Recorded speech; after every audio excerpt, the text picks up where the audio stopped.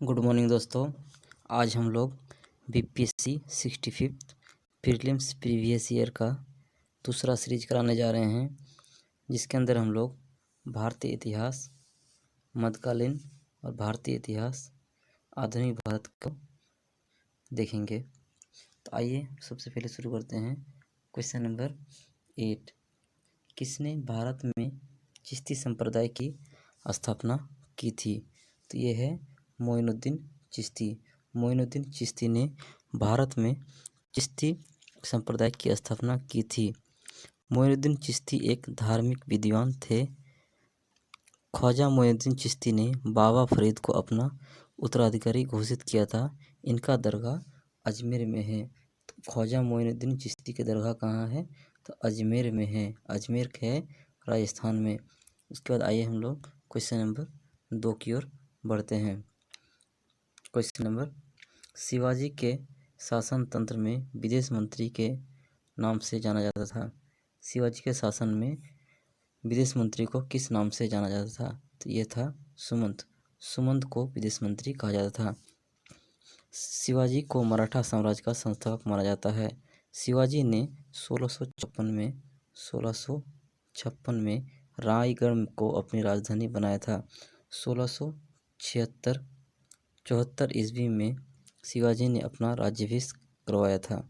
53 वर्ष की आयु में 1680 में उनकी मृत्यु हो गई थी। शिवाजी के मंत्रिमंडल को अष्टप्रधान कहा जाता था। शिवाजी के मंत्रिमंडल को अष्टप्रधान कहा जाता था, जिसमें विदेश मंत्री को सुमंत के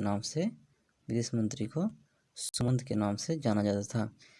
इसके बाद देखते हैं क्वेश्चन नंबर 10, किसकी सहायता से हैदर अली 1755 में डिंडीगुल में एक आधुनिक शस्त्रागार की स्थापना की थी? तो ये थे फ्रेंच विशेषज्ञ की सहायता से हैदर अली 1755 में डिंडीगुल में एक आधुनिक शस्त्रागार की स्थापना की थी।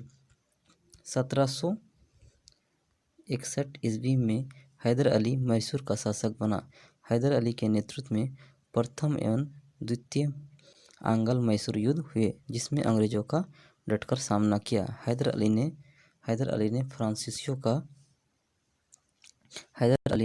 फ्रांसीसियों की विशेषज्ञता की सहायता से डिंडीगुल में आधुनिक शस्त्र की स्थापना की। हैदर अली का उत्तराधिकारी उनका पुत्र टीपू सुल्तान हुआ। हैदर अली का उत्तराधिकारी उनका पुत्र टीपू सुल्तान हुआ। आइए इसके बाद हम लोग क्वेश्चन नंबर 11 की ओर बढ़ते हैं। क्वेश्चन नंबर 11, पुर्तगालियों की प्रथम फैक्ट्री भारत में कहाँ स्थापित की गई थी? तो पुर्तगालियों की प्रथम फैक्ट्री भारत में कालीकट में स्थापित की गई थी। 17 मई 1498 ईस्वी को वास्को डी गामा ने भारत के कालीकट पर पहुंचकर भारत एवं यूरोप के बीच नए समुद्री मार्ग की खोज की। इसने कालीकट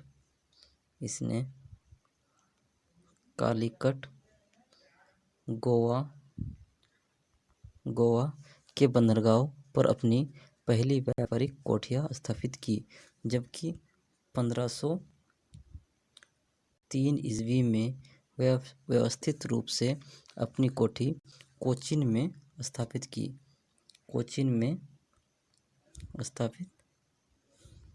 की। भारत में प्रथम पुर्तगाली वायसराय फ्रांसिस्को दा अल्मेडा को माना जाता है। भारत में प्रथम पुर्तगाली वायसराय कौन थे? फ्रांसिस्को दा अल्मेडा थे। उसके बाद हम लोग क्वेश्चन नंबर 12 की ओर बढ़ते हैं। मद्रास में रैयतवाड़ी पद्धति को किसने प्रारंभ किया था? तो मद्रास में रैयतवाड़ी प्रारंभ को थॉमस मुनरो ने प्रारंभ किया था। किसने? थॉमस मुनरो ने प्रारंभ किया था। 1820 ईस्वी में तत्कालीन गवर्नर थॉमस मुनरो ने रैयतवाड़ी व्यवस्था का प्रारंभ किया था। इस व्यवस्था को मद्रास, मुंबई, बॉम्बे एवं असम के भागों में लागू किया गया था। इस व्यवस्था के अंदर किसानों को भूमि का मालिकाना इस व्यवस्था के अंतर्गत किसानों को भूमि का मालिकाना हक प्रदान किया गया था। मद्रास में यह व्यवस्था लगभग 30 वर्षों तक चली। मद्रास में व्यवस्था कितने वर्षों तक चली? तो 30 वर्षों तक चली। आइए इसके बाद हम लोग क्वेश्चन नंबर 13 की ओर बढ़ते हैं। किसने कहा था कि 1857 की घटना का प्रारंभ धर्म के संघर्ष के रूप में हुआ था और उस घटना का अंत स्वतंत्रता संग्राम में हुआ? ये कहा था डॉक्टर एस.एन. सेन ने। Doctor SN. सेन ने 1857 की घटना के बारे में ऐसा कहा था। 10 मई 1857 ईस्वी को मेरठ की क्रांति की शुरुआत हुई। इस क्रांति के समय भारत का गवर्नर जनरल लॉर्ड कैनिंग था। इस क्रांति के समय भारत का गवर्नर जनरल कौन था? लॉर्ड कैनिंग था। 1857 की क्रांति के बारे में विभिन्न इतिहासकारों का भिन्न भिन्न मत था। बी.डी. सावरकर ने इस क्रांति को भारत का पहला स्वतंत्रता संग्राम कहा था, जबकि एस.एन. सेन के अनुसार 1857 की घटना का प्रारंभ धर्म के संघर्ष के रूप में हुआ था। उस घटना का अंत स्वतंत्रता संग्राम के रूप में हुआ। आइए देखते हैं क्वेश्चन नंबर 14।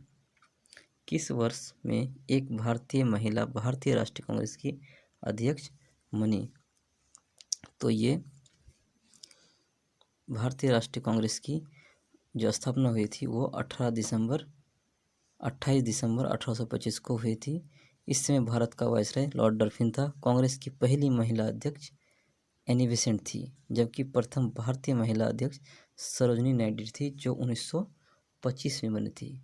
अगर भारतीय महिला की बात की जाए तो ये 1925 में बनी थी, और सिर्फ महिला की बात की जाए तो ये 1917 होगा, और इसमें होगा एनी बेसेंट। सरोजिनी नायडू को नाइटिंगेल ऑफ इंडिया के नाम से भी जाना जाता है। सरोजिनी नायडू को नाइटिंगेल ऑफ इंडिया के नाम से भी जाना जाता है। इसके बाद देखते हैं हम लोग क्वेश्चन नंबर 15 की ओर बढ़ते हैं। आइए देखते हैं क्वेश्चन नंबर 15। निम्न कथनों में कौन सा कथन सही है? तो आइए हम लोग पहला कथन को पढ़ते हैं। लाइक अली निजाम के एग्जीक्यूटिव काउंसिल के प्रेसिडेंट थे। तो ये सही बात है, ये थे। हैदराबाद के खिलाफ ऑपरेशन पोलो 48 घंटे तक चली। ये गलत है।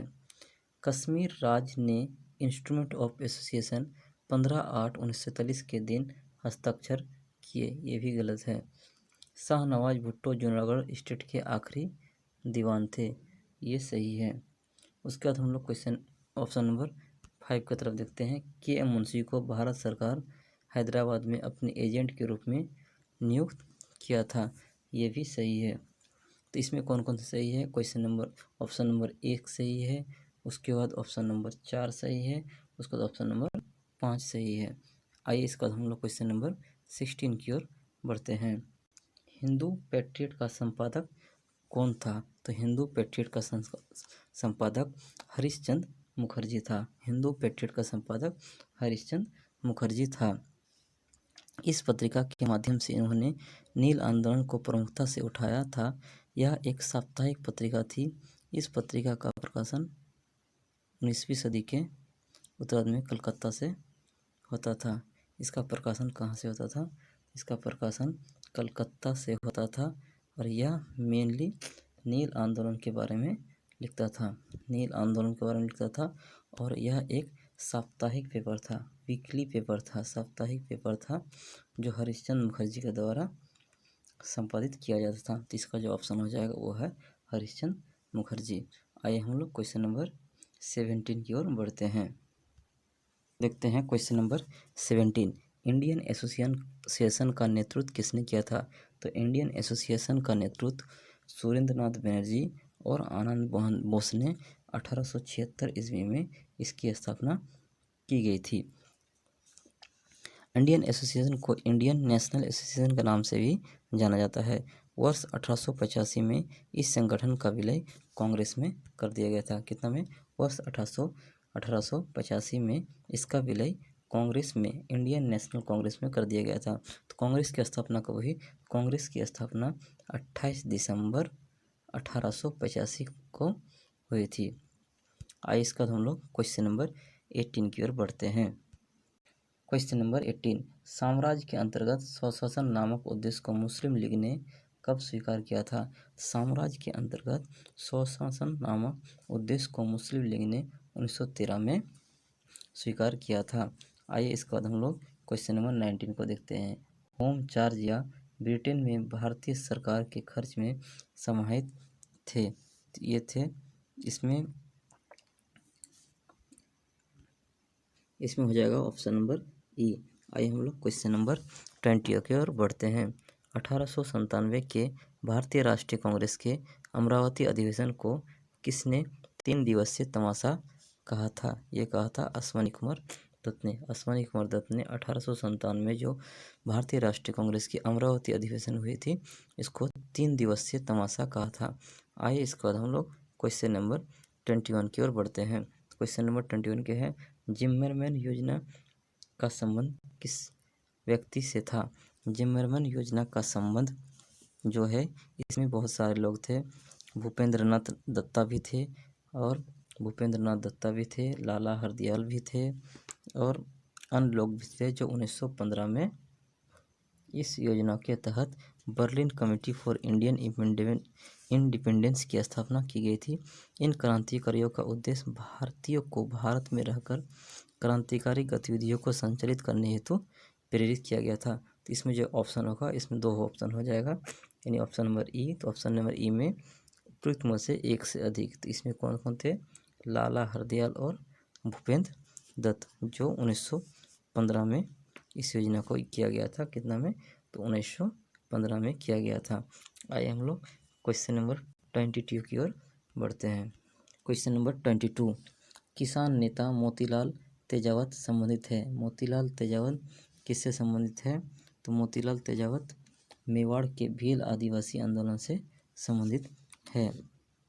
इन्होंने वनवासी संघ की स्थापना की थी। भील, गरसिया आदि जनजाति के लोगों पर होने वाले अत्याचार पर इन्होंने विरोध किया था। इन्हें आदिवासियों का मसीहा भी कहा जाता है। मोतीलाल तेजावत को आदिवासियों का मसीहा भी कहा जाता है। तो आइए हम लोग क्वेश्चन नंबर 23 को देखते हैं।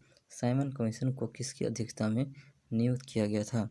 तो साइमन कमीशन को सर जॉन साइमन की अध्यक्षता में नियुक्त किया गया था। साइमन कमीशन को सर जॉन साइमन की अध्यक्षता में 8 नवंबर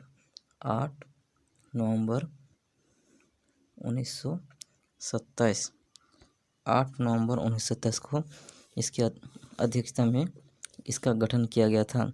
साइमन कमीशन 3 फरवरी 1928 को, साइमन कमीशन 3 फरवरी 1928 को भारत पहुंचा।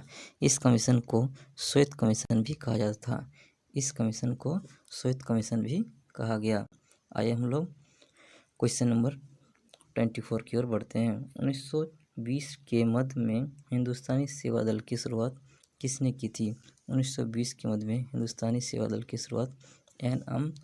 हर्डिकर ने की थी। N.M. हर्डिकर भारत के स्वतंत्रता सेनानी थे। हिंदुस्तानी सेवा दल ने भारत की आज़ादी में महत्वपूर्ण भूमिका निभाई। आइए इसके बाद हम लोग क्वेश्चन नंबर 25 को देखते हैं। बम्बई योजना में प्रस्ताव था। तो बम्बई योजना में प्रस्ताव बहुत सारे चीज़ थे। इस योजना में नियोजित अर्थव्यवस्था को स्वीकार किया गया। इसने विदेशी पूंजी निवेश रहित योजनाओं का प्रस्ताव रखा। इसने राज्य अर्थव्यवस्था में महत्वपूर्ण भूमिका निभाई। तो इसमें हो जाएगा ऑप्शन नंबर ई। आइए हम लोग अगले सीरीज के अंदर देखते हैं। तो आज का सीरीज यहीं तक। अब अगले नेक्स्ट सीरीज में हम लोग बिहार स्पेशल को देखेंगे। अगर आप मेरे चैनल पर नए हैं तो कृपया चैनल को सब्सक्राइब करें और बेल आइकन को ज़रूर दबाएं, ताकि हम जो भी नए वीडियो बनाएं आपके लिए आप तक पहुंच जाए। और बीपीएससी के जो प्रीवियस ईयर क्वेश्चंस है, इसमें आपको काफ़ी रिपीट होता है और इस क्वेश्चन को देखना जरूरी है, क्योंकि क्वेश्चन का पैटर्न से भी आप एग्ज़ाम का पैटर्न को मालूम कर सकते हैं। तो इसके लिए थैंक यू।